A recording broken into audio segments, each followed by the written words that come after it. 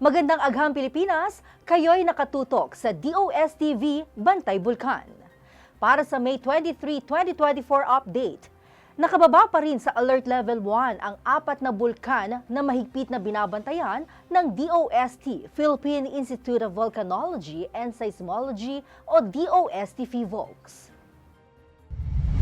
Sa huling tala na inilabas ng DOST PHIVOLCS, mababa ang ipinakikitang aktibidad ng Bulkang Bulusan sa lalawigan ng Sorsogon, Bulkang Mayon sa Albay, Bulkang Taal sa Batangas at Bulkang Canlaon sa Negros Occidental.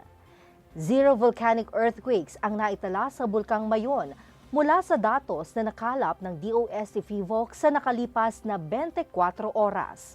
Samantalang 3 volcanic earthquakes naman ang nailathala sa paligid ng Bulkang Bulusan at kapwa 2 volcanic earthquakes sa Bulkang Canlaon at Bulkang Taal.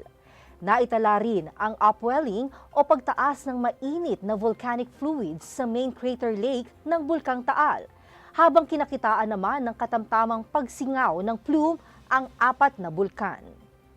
Pinakamataas dito ang naiulat mula sa Bulkang Canlaon at Bulkang Taal na inabot ng 600 meters ang taas.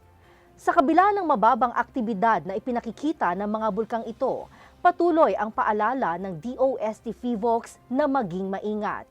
Iwasan ang pagpapalipad ng aircraft malapit sa bukana nito at huwag pumasok sa mga lugar na kabilang sa permanent danger zone.